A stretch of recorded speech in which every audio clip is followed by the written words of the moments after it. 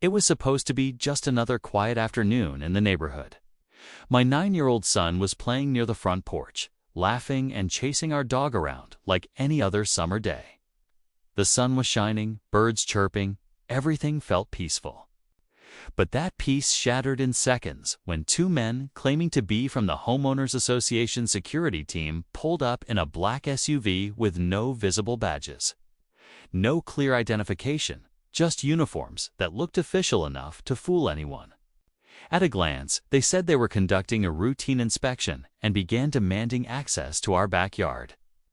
My son, curious but polite, told them we weren't part of any HOA and that his dad would be back soon. That's when things took a sudden and terrifying turn. One of the so-called officers tried forcing the gate open while my son's hand was resting on the hinge. The snap we heard was unforgettable. 4 of his tiny fingers crushed right in front of our eyes. My wife screamed. Neighbors came running. And I raced home only to see the ambulance pulling away. As a Navy SEAL veteran, I've been trained for chaos, but nothing prepares you for the sight of your child in pain like that. I demanded answers, but within hours of the incident, not only did the 2 fake officers vanish, but I also received a call from my employer. I was terminated on the spot. No explanation. No investigation. Just gone, why would a Navy SEAL dad get fired after protecting his home and family? Who were these fake HOA cops? And why was my family targeted in the first place? What happened? Next revealed a deeper, darker plan that no one in the neighborhood saw coming, and it wasn't just about an HOA.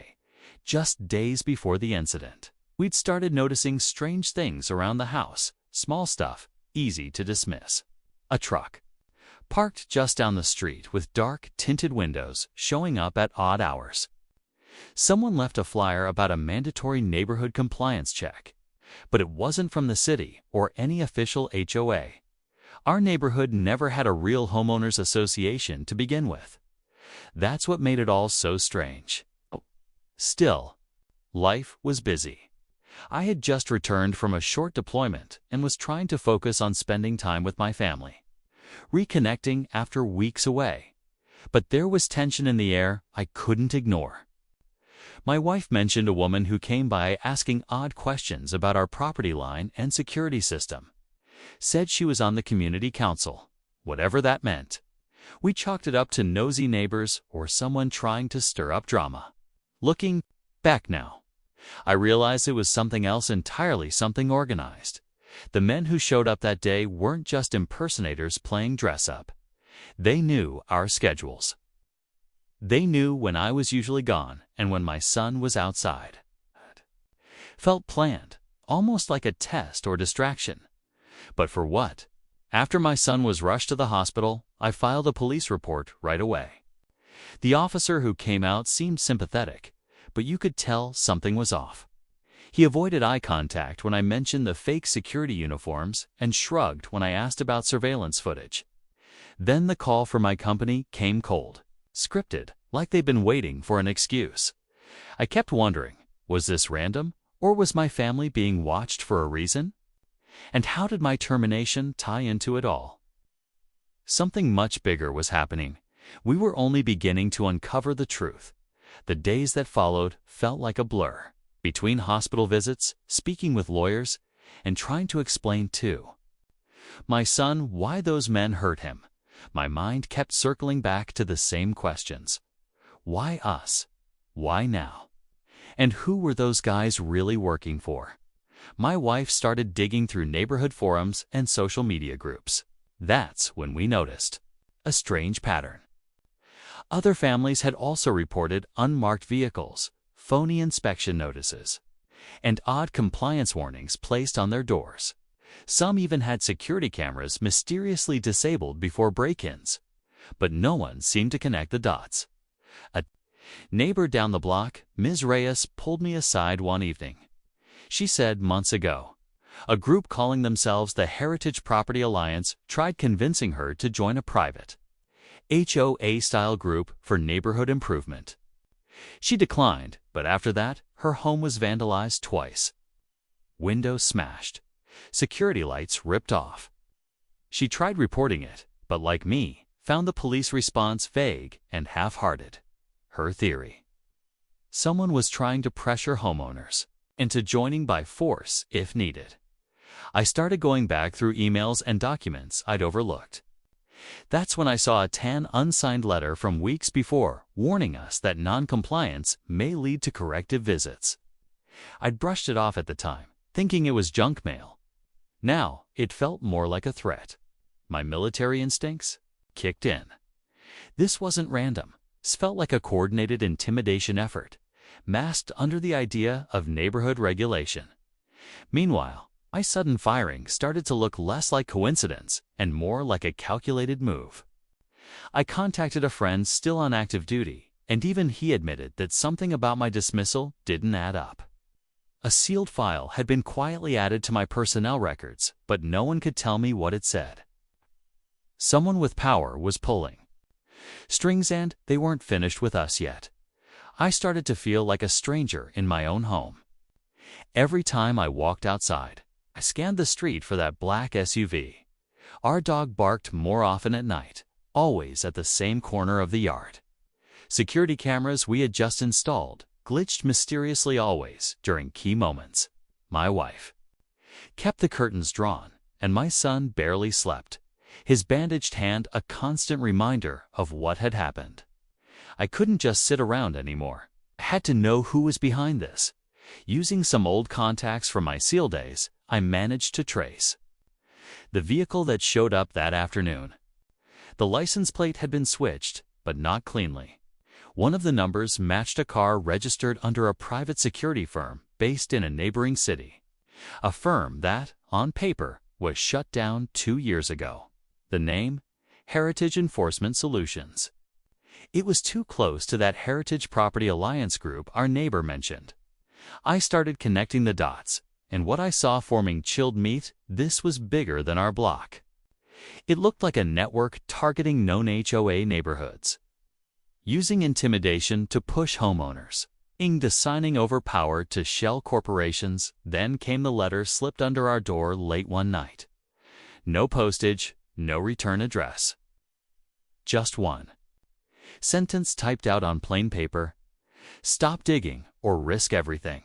My wife wanted to leave town. My instincts told me to dig deeper. That same night, my friend in Intel sent me a grainy image pulled from traffic cams, a man from the fake security team meeting with someone I recognized instantly. A city council member, the same one who'd been pushing HOA developments in our area for years. I knew then this wasn't just about property lines or neighborhood rules. It was about control, and someone had decided we were in the way.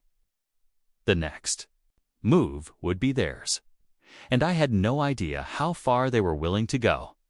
The morning after that letter showed up, I woke up to find our Wi-Fi router fried. Not a power surge, not weather, just burned out like someone had overloaded it. My phone wouldn't connect to data either. At first, I thought it was just technical trouble, but then my wife showed me something chilling: our work laptop, which she'd left charging overnight, had a message frozen on the screen. You've been warned. No one had logged in. No app was open. Just that message in bold white text on black. It disappeared the second she touched a key. That's when I realized they weren't just watching, they had access. Digital surveillance, physical intimidation, and now political connections.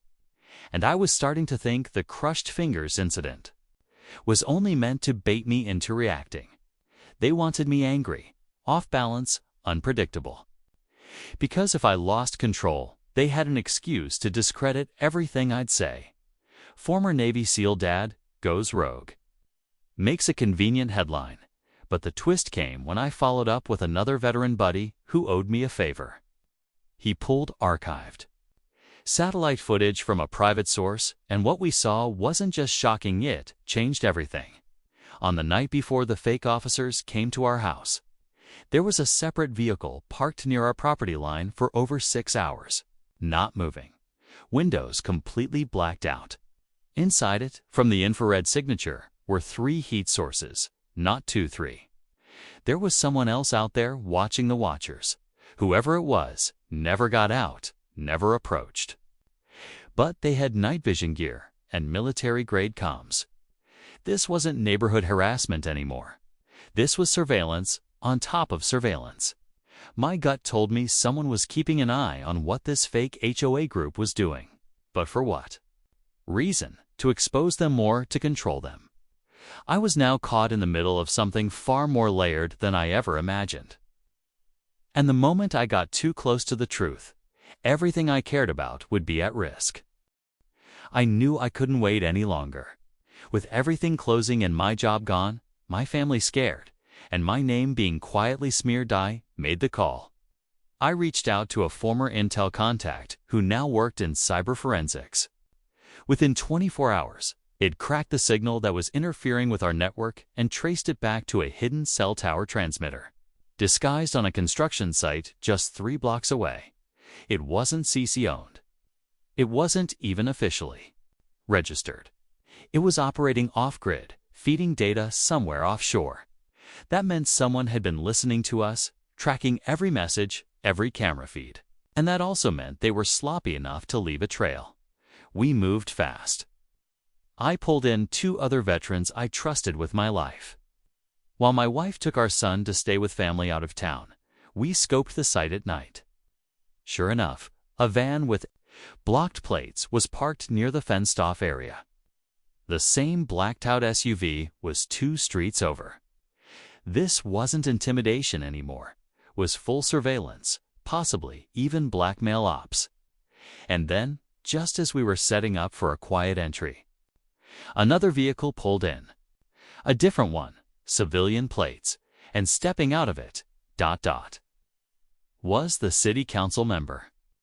But she wasn't meeting the fake HOA guys. She was handing off a file to the man who'd been watching them. That was the twist I didn't expect. She wasn't part of the operation, she was investigating it privately, trying to gather proof before blowing the whistle. Turns out, she'd been tracking complaints like ours for months, but no agency would help. They were either compromised or unwilling to get involved. So together, we gathered everything: footage, names, intercepted signals, and leaked it all anonymously to a national news outlet. Within days, the fake HOA group disappeared overnight. Arrests were made, charges filed, and connections to a corrupt development firm exposed. But just when I thought it was over, a plain envelope arrived in my mailbox. No return address. Inside was a single photo: me standing outside my son's school, taken just 2 days earlier. No message, just a reminder. Some shadows don't disappear when the story ends. After that photo showed up, I didn't sleep much for a few nights. Every noise made me check the windows twice, but nothing else came. No visits, no threats, just silence. And eventually, I realized that silence meant something. They knew I wasn't going to back down anymore. I'd already exposed them, and any further move would just draw more attention.